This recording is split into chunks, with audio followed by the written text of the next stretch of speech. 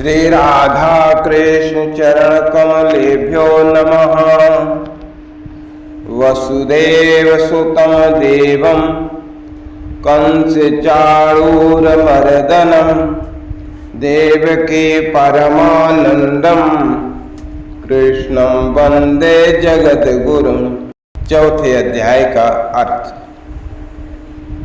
इसके उपरांत भगवान श्री कृष्ण महाराज बोले, हे अर्जुन, मैंने इस अविनाशी योग को कल्प के आदि में सूर्य के प्रति कहा था और सूर्य ने अपने पुत्र मनु के प्रति कहा और मनु ने अपने पुत्र राजा इक्ष्वाकु के प्रति कहा। इस प्रकार परंपरा से प्राप्त हुए इस योग को राज ऋषियों ने जाना, परंतु हे अर्जुन, वो योग बहुत काल से इस पृथ्वी लोक में लोप हो गया, अर्थात नष्ट हो गया था। वही ये पुरातन योग अब मैंने तेरे लिए वर्णन किया है, क्योंकि तू मेरा भक्त है और प्रिय सखा है, इसलिए तथा ये योग बहुत उत्तम भी है और रहस्य अर्थात अति मर्म का विषय है।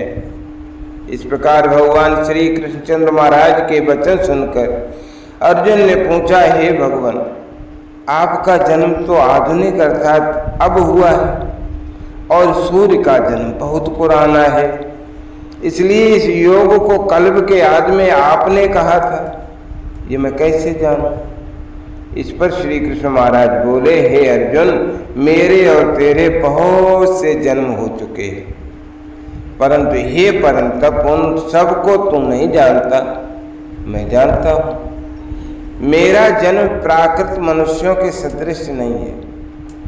मैं अविनाशी स्वरूप अजन्मा होने पर भी तथा सब भूत प्राणियों का ईश्वर होने पर भी अपनी प्रकृति को अधीन करके योग माया से प्रकट होता हूँ।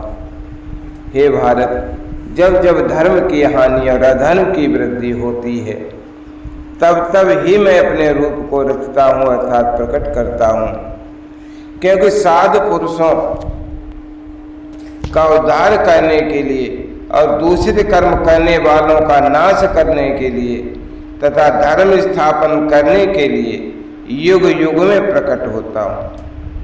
इसलिए हे अर्जुन, मेरा वह जन्म और कर्म दिव्य अर्थात अलौकिक है। इस प्रकार जो पुरुष तत्व से जानता है, वो शरीर को त्याग कर फिर जन्म को प्राप्त नहीं होता, किंतु मुझे ही प्राप्त होता है। सर्वशक्तिमान सच्चिदानंद घन परमात्मा अज अविनाशी और सर्वभूतों के परम गति तथा परम आश्रय हैं। वे केवल धर्म को स्थापन करने और संसार का उद्धार करने के लिए ही अपनी योग माया से सगुण रूप होकर प्रकट होते हैं। इसलिए परमेश्वर के समान सुहृद, प्रेमी और पतित पावन दूसरा कोई नहीं है।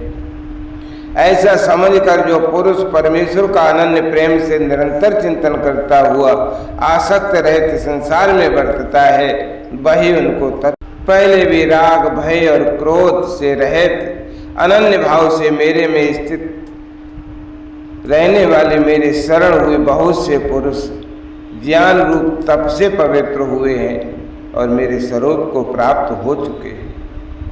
क्योंकि हे अर्जुन, जो मेरे को जैसे भजते हैं, मैं भी उनको वैसे ही भजता हूँ। इस रहस्य को जानकर ही बुद्धिमान मनुष्यगण सब प्रकार से मेरे मार्ग के अनुसार बरतते हैं।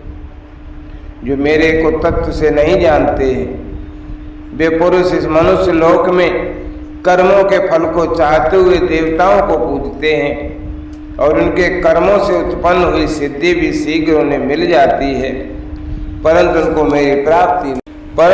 मेरी प्राप्ति नहीं होती। इसलिए तू मेरे को ही सब प्रकार से भज। हे अर्जुन, गुण और कर्मों के विभाग से क्षत्रिय, ब्राह्मण, क्षत्रिय, वैश्य और शूद्र मेरे द्वारा रचे गए हैं। उनके कर्ता मुझ अविनाशी परमेश्वर को भी तू अकर्ता ही जान, क्योंकि कर्मों के फल में मेरी स्पृहा नहीं है। इसलिए मेरे को कर्म लिपायमान नहीं करते। इस प्रकार जो मेरे तत्व को जानता है, जो मेरे को तत्व से जानता है, वो भी कर्मों से फिर नहीं बंधता। तथा पहले होने वाले मुमुक्षु पुरुषों द्वारा भी इस प्रकार जानकर ही कर्म किया गया है। इसे तू भी पूर्वजों द्वारा सदा से किए हुए कर्म को ही कर। परंतु कर्म क्या है और अकर्म क्या है, ऐसे इस विषय में बुद्धिमान पुरुष भी मोहित हैं। इसलिए मैं वह कर्म अर्थात कर्मों का तत्व तेरे लिए अच्छी प्रकार कहूंगा कि जिसको जानकर तू अशुभ अर्थात संसार बंधन से छूट जाए।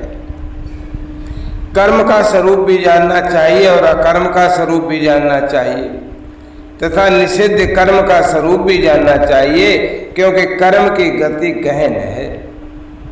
जो पुरुष कर्म में अर्थात अहंकार रहित की हुई संपूर्ण चेष्टाओं में अकर्म अर्थात वास्तव में उनका न होना पाना देखे,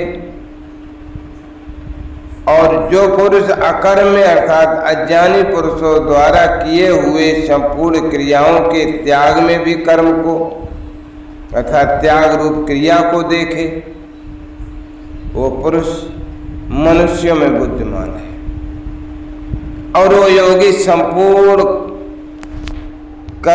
कर्मों का करने वाला है।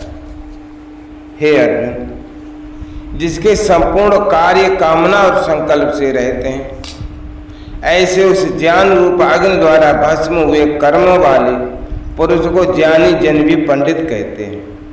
जो पुरुष सांसारिक आश्रय से रहित सदा परमानंद परमात्मा में तृप्त है, वो कर्मों के फल और संग अर्थात कर्तृत्व अभिमान को त्याग कर कर्म में अच्छी प्रकार बरतता हुआ भी कुछ भी नहीं करता।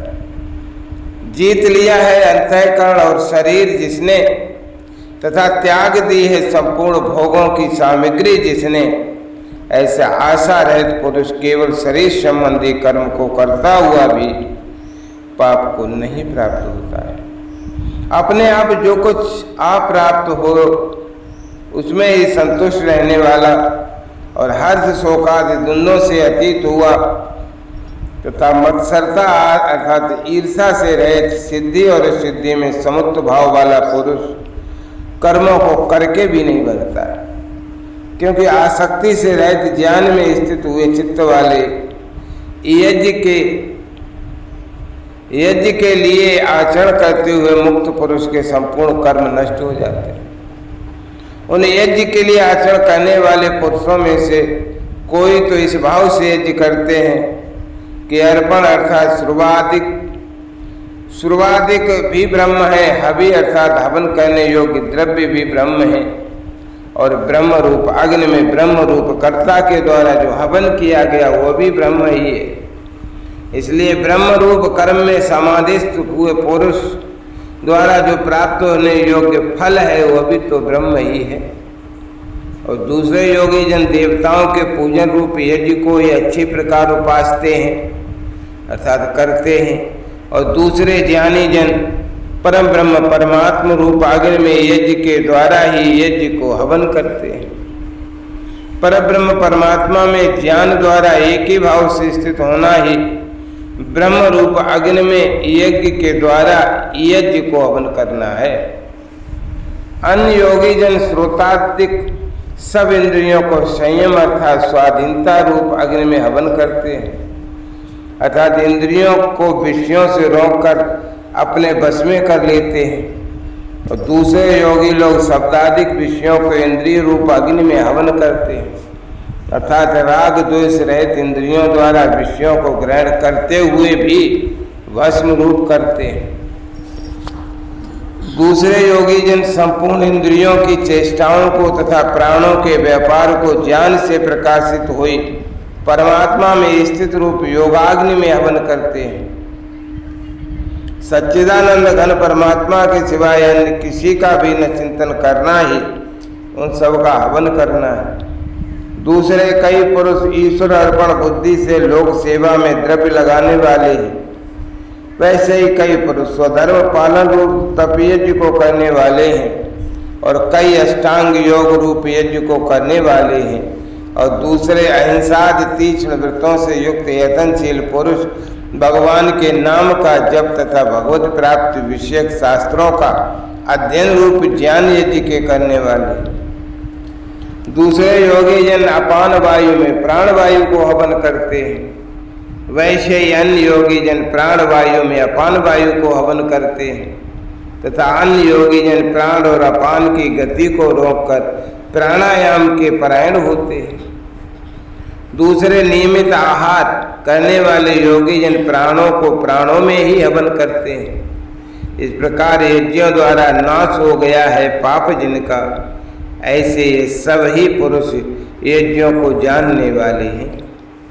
हे कुरुश्रेष्ठ अर्जुन, यज्ञों के परिणाम रूप ज्ञानामृत को भोगने वाले योगी जन सनातन परब्रह्म परमात्मा को प्राप्त होते हैं, और जो यज्ञ रहित पुरुष को ये मनुष्य लोक भी सुखदायक नहीं है, फिर परलोक कैसे सुखदायक होगा। ऐसे बहुत प्रकार के यज्ञ वेद की वाणी में विस्तार पूर्वक किए गए हैं, कहे गए हैं। उन सबको शरीर, मन और इंद्रियों की क्रिया द्वारा ही उत्पन्न होने वाले जान। इस प्रकार तत्व से जानकर निष्काम कर्म योग द्वारा संसार बंधन से मुक्त हो जाएगा। हे अर्जुन, सांसारिक वस्तुओं से सिद्ध होने वाले यज्ञ से ज्ञान रूप यज्ञ सब प्रकार श्रेष्ठ है, क्योंकि हे पार्थ संपूर्ण यावन मात्र कर्म ज्ञान में शेष होते हैं, अर्थात ज्ञान उनकी पराकाष्ठा है। इसलिए तत्व को जानने वाले ज्ञानी पुरुषों से भली प्रकार दंडवत प्रणाम तथा सेवा और निष्कपट भाव से किए हुए प्रश्न द्वारा उस ज्ञान को जाने। वे मर्म को जानने वाले ज्ञानी जन तुझे उस ज्ञान का उपदेश करेंगे कि जिसको जानकर तू फिर इस प्रकार मोह को प्राप्त नहीं होगा।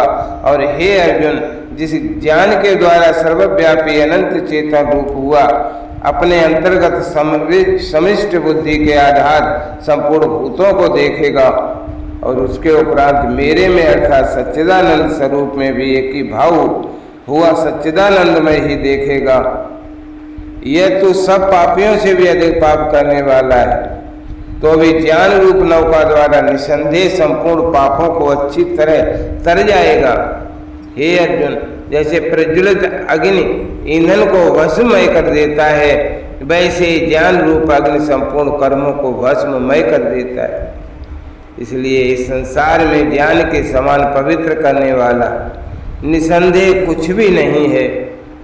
उस ज्ञान को कितने ही काल से अपने आप समुत्व बुद्ध रूप योग के द्वारा अच्छी प्रकार शुद्धांतःकरण हुआ पुरुष आत्मा में अनुभव करता है। हे अर्जुन, जितेंद्रिय तत्पर हुआ श्रद्धावान पुरुष ज्ञान को प्राप्त होता है और ज्ञान को प्राप्त होकर तत्क्षण भगवत प्राप्ति रूप परम शांति को प्राप्त हो जाता है। हे अर्जुन, भगवत विषय को न जानने वाला तथा श्रद्धा रहित और संशय युक्त पुरुष परमार्थ से भ्रष्ट हो जाता है। उनमें भी संशय युक्त पुरुष के लिए तो न तो सुख है और न ये लोक है, न परलोक है, अर्थात ये लोक और परलोक दोनों ही उसके लिए भ्रष्ट हो जाते हैं। हे धनंजय, समुत्व बुद्ध रूप योग द्वारा भगवत अर्पण कर दिए हैं संपूर्ण कर्म जिसने और ज्ञान द्वारा नष्ट हो गए हैं सब संशय जिसके, ऐसे परमात्मा परायण पुरुष को कर्म नहीं बांधते। इससे हे भरतवंशी अर्जुन, तो समुत्व बुद्ध रूप योग में स्थित हो जा और अज्ञान से उत्पन्न हुए हृदय में स्थित इस अपने संशय को ज्ञान रूप तलवार द्वारा छेदन करके युद्ध के लिए खड़ा हो जाए। इति श्रीमद् भगवद गीता रूपी उपनिषद एवं ब्रह्म विद्या तथा योग शास्त्र विषयक श्री कृष्ण और अर्जुन के संवाद में ज्ञान कर्म संन्यास योग नामक चौथा अध्याय संपन्न हुआ। जय राधा जय राधा राधा, जय राधा जय श्री राधा, जय कृष्णा जय कृष्ण।